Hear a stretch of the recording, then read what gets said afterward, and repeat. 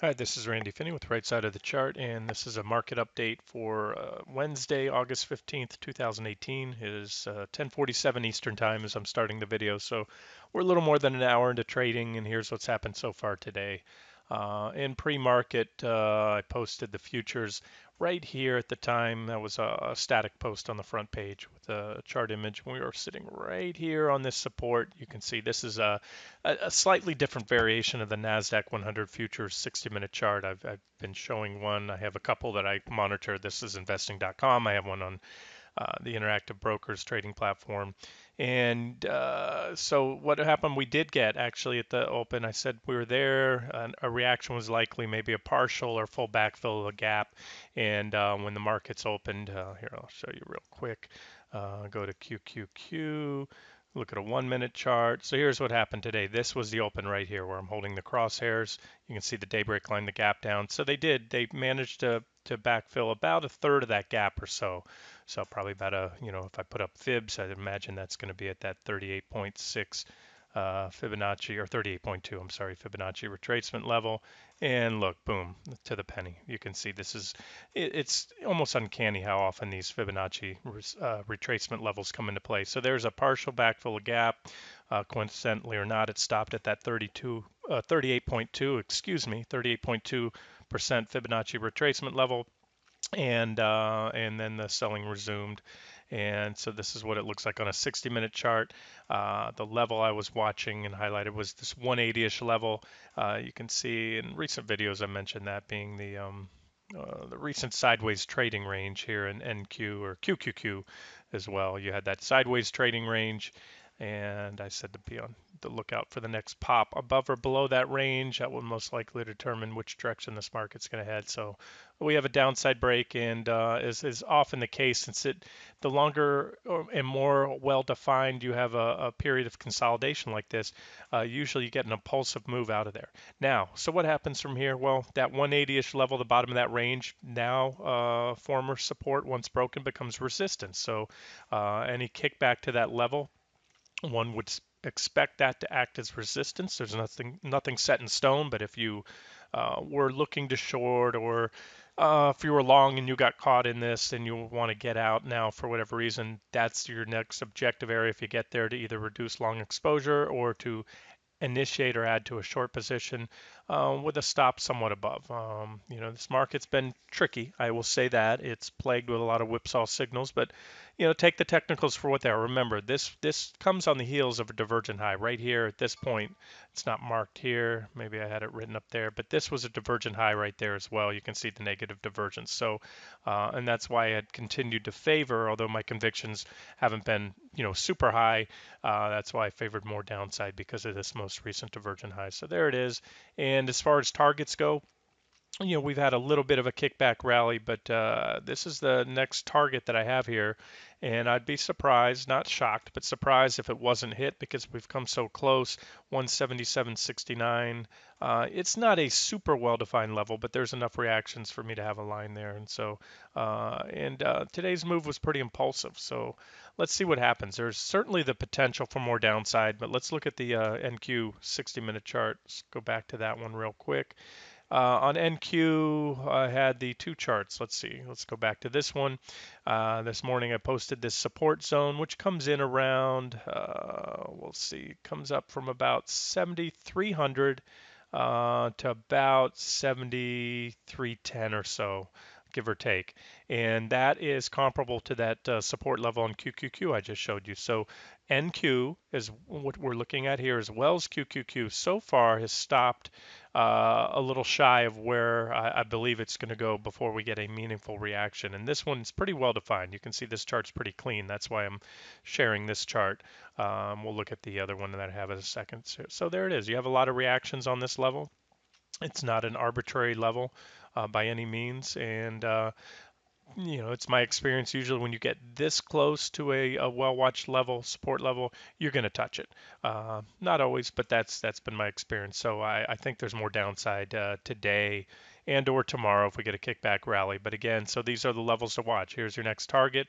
Wouldn't make sense to short if we get here because that's support. The odds for reaction are pretty good, especially considering how much we're down today. So my plan, and I mentioned yesterday being still short the NQs, is to cover there, and quite likely I'll see how things look at the time. I may reverse that and go long for a bounce trade. Somehow we fail to hit that level first, we go and back test again. There's an objective level to add or initiate short entry. It'd be a back test to that trend line, and I'm referring to this uptrend line right here, as well as a pretty well-defined horizontal resistance level there around 73.88. I might have referred to it as 73.90 this morning, but it's actually 73.88. So those are your levels to watch. And it's worth mentioning too when I flip over to this other chart. This is also a 60-minute chart at NQ. This is from the Interactive Brokers platform. I do have, and I did, I believe, yesterday and recent videos covering this support level around 73.14, and actually that's about where we hit so far at the lows. So we hit that, and again, that one's not. I should say this: none of the lines on my charts are arbitrary if they've been updated. This is there for reasons. I look at reactions around that level, and so that I have to say this: there is minor support, although I still favor another jog down, a little bit more downside in NQ and QQQ.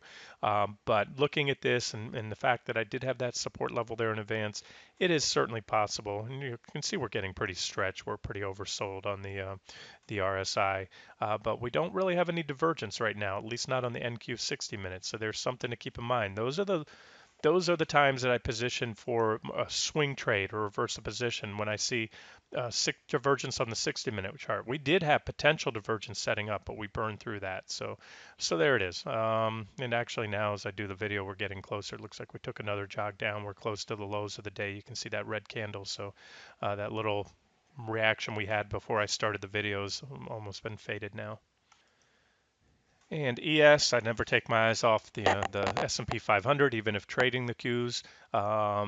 This is a very important index as well. And you can see I have a pretty well-defined support level slash target here at about 27.9750. It's actually, this reading's 27.9745 to be exact, but it's not an exact level. You can see a lot of, little chops through it. A couple reactions. So you can say from about 27.98 down to, down a little bit below there where those reaction lows occurred. And there was a minor support level here, 2807, 28, actually 2808, closer to that. But again, this would align closer to the little more downside scenario in QQQ or NQ that I'm talking about. And you can see we have some potential divergence right there on the PPO. No divergence on the RSI because we've now made a lower low. So an ideal scenario at this point in time would be to see a little more downside, a little kickback rally, followed by possibly another thrust down.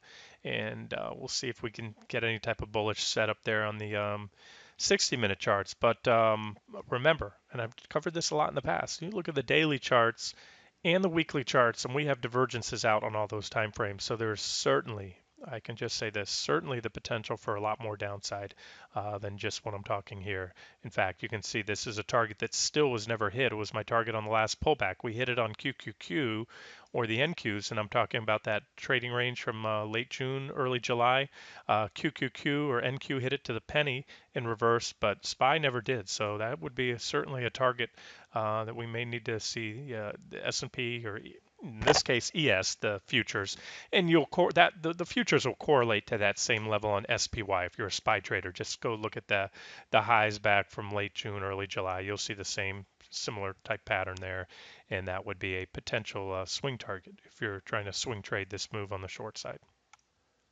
Okay, and I don't want to forget the SPY traders. I know a lot of people trade the ETFs, so here's the SPY. Same story. I've continually highlighted this divergent high right here. We had a divergent high at that point with a little pullback, pushed on up, made another divergent high, or really an extension of the previous divergent highs. And so far, that divergent high is playing out, and we're starting to get, as I think I had mentioned recently, that impulsive selling. Before we were just moving down, not very impulsively at all. And here's a level I should mark right there. You can see some reactions and reactions. And again, it really meshes with that recent trading range I just highlighted a minute ago on NQ right there. And so now we broke down below it. It's an impulsive move. And again, this is, I think, a magnet, that 279.45. You can see that's a pretty well-defined support level, and also very important level. I talked about this quite a bit, being this was the previous high, not all time, but since that all-time high, put it back in January, which we have still yet to take out, and that surprised me. We came so close and failed. So effectively, we have a double top high in the SPY right now, or the S&P 500, but since then, this was our high for 2018, excluding that early January blow off top or late January blow off top. And then we took it out here and back tested it, back tested it, back tested again, back tested. And now it looks like we're coming down for another back test of it. And I said this before, we had a lot of back tests. I really don't think the SPY has a lot of business testing this. It was already able to test that successfully several times and then put it in the rearview mirror. The fact we're coming in for another back test, to me, isn't good. It just shows waning momentum, waning strength in the market, and that puts me on guard. And like I said, I'm still near term bearish, and I remain it at this point, and open for a move down. There's that T3 zone that I was just talking about on ES. There's the trading range from late June, early July. So there's your potential swing target. So let's see. This is an important level. Maybe the SPY can defend it. It hasn't been taken out yet, but that's what I'd be on the lookout for. And if you're bullish, thinking this market's going to new highs in the coming months, uh, personally, if that was my take, I'd be stepping in here with both fists, buying right now at around 279.45. I wouldn't even wait for it to get there. I'd start scaling in now and give it a little room down below in case it wants to do a little fake out move. That's not unusual to see. But I'm not, so I'm holding off and looking to possibly add more short exposure if this level goes, if some of those levels on the NQ and QQQ go as well. Be looking for another swing trade down and possibly a multi-month swing trade, not just a few days or a couple weeks. Crude oil, yet another divergent high plays out. Here we go. We had this history of divergent highs, correction, divergent low, rally, divergent high, correction, divergent high right here, correction, and divergent low, rally, divergent high, most recently pointed out, and a correction. And more importantly, now we've lost that pretty key support level. That 6620-ish level roughly was where all the recent pullbacks were contained. And I had maintained, all along, I've been, since this point, intermediate to longer term bearish on crude. I think it topped back here, and so far that appears to be the case. And we can see when we broke that support level, it's been a very impulsive move down, validating this as a very significant support level right here that it's been given up. So there's CL. I don't even, well, I can give you some targets right here. I could put a line right there, tell you that's the next decent support. And that comes in around 63.86 is where I had that number. Let's look at USO for you ETF or ETN traders. USO 60-minute chart. Same story, watch, rinse, repeat with these divergent highs and lows, divergent high, correction, divergent low, bullish wedge, breakout, back test of the previous lows right here. They held, and then boom, off to the races, divergent high, correction, divergent low, rally.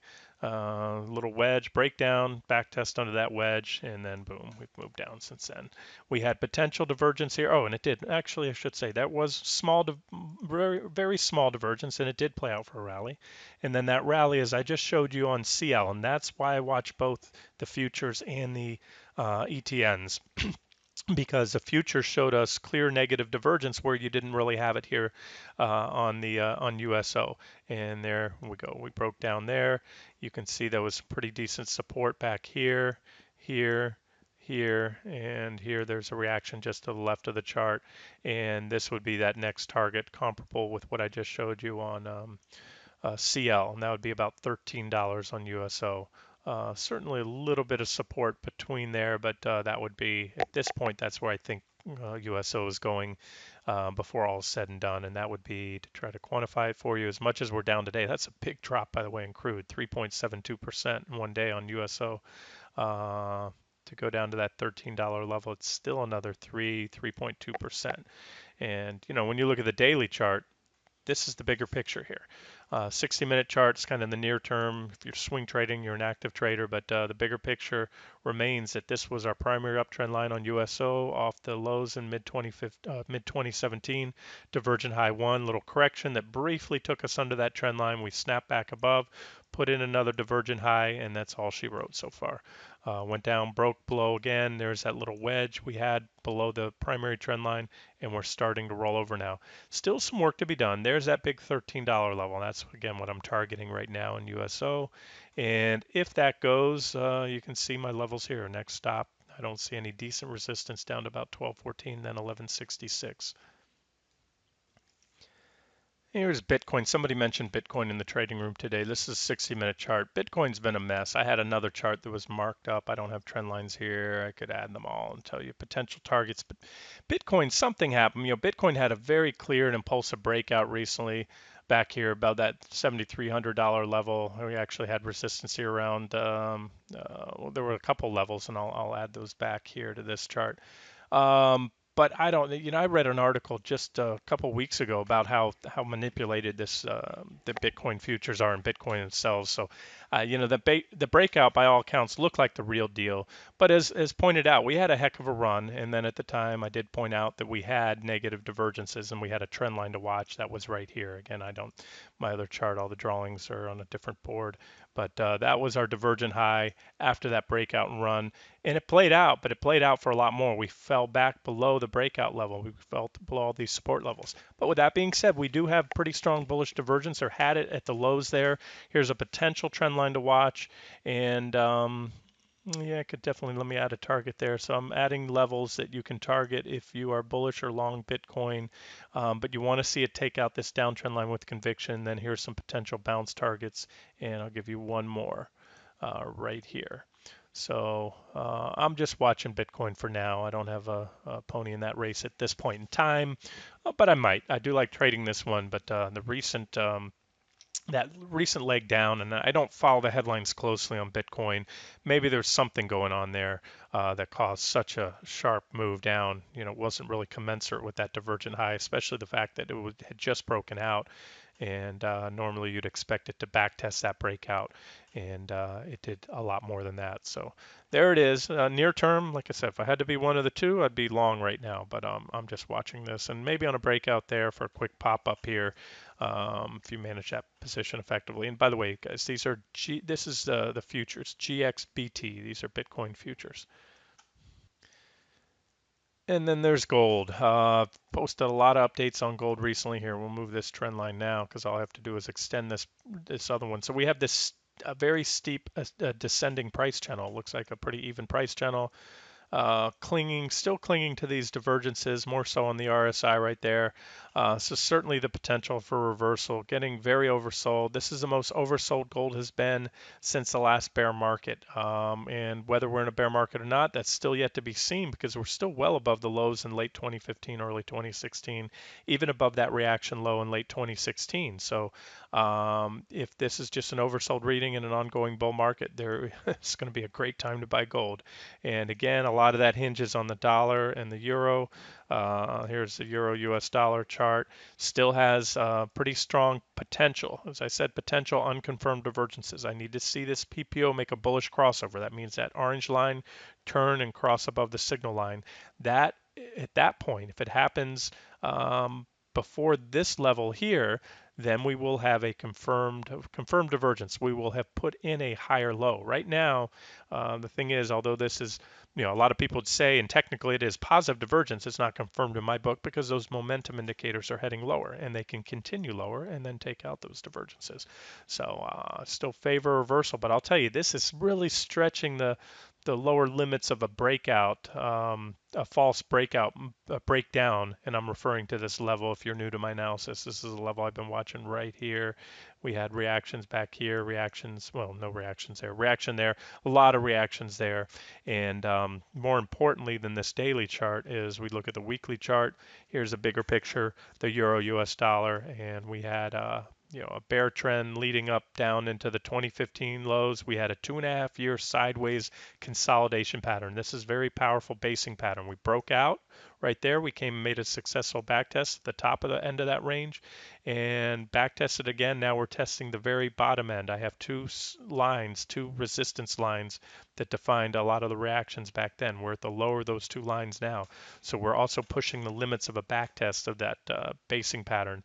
But if it does hold, that could be some powerful stuff. And it doesn't have to hold. Keep that in mind, just because we are back testing. But look at if you went long the last times, and even this was in a bear market in the euro US dollar pair.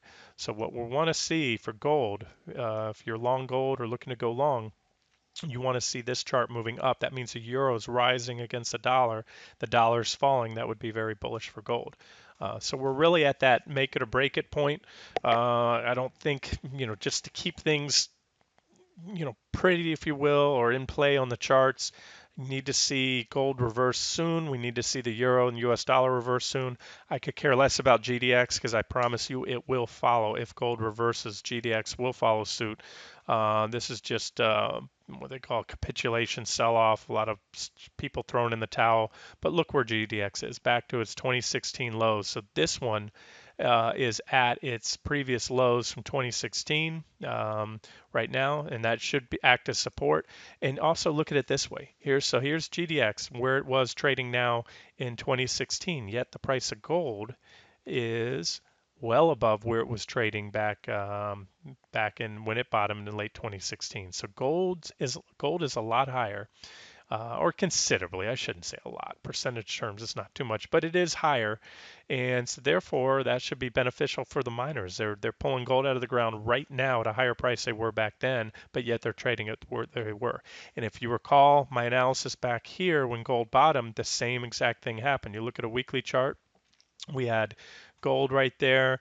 In 2017, gold made a much higher low, and then GDX back here was at its lows, and that's when GDX had that explosive rally. So GDX was at an equal low back here in late January of 2016. It was where it was back here in August of 15, and then, like I said, gold was already starting to move up. See, gold bottomed here back in December, and by early January, right here, gold had moved up considerably. And so there was a lot of value in GDX. So what happens, what I'm getting at, guys, if none of that makes sense, the miners will play a game of catch up. And they play a game of catch up to both the downside and the upside. What I mean by that, if gold starts sinking and the miners don't, eventually they realize, hey, that move is for real, and they move sharply to the downside, just as they do the same to the upside once they realize that a move in gold is real. So again, I'm even though GDX is my preferred trading proxy, I'm most concerned on where gold and the US dollar goes because I have absolute utter confidence that GDX will play a game of catch up. If gold starts to rally first, moves up, and GDX continues to slide or hold its own. So it's all about gold, and I'll be watching that closely in the coming days and weeks here. Okay, let's wrap it up here. We hit the 23-minute mark. Remember, when you watch these videos, if you click the settings icon in the lower right-hand corner, you can increase the speed to 1.25 or even 1.5% if you can keep up. And it's a way to really rush through these videos a lot quicker. And you can always slow that speed back down or rewind if you missed a certain point of the video. Okay, this has been Randy Finney with Right Side of the Chart. Hope you enjoyed it.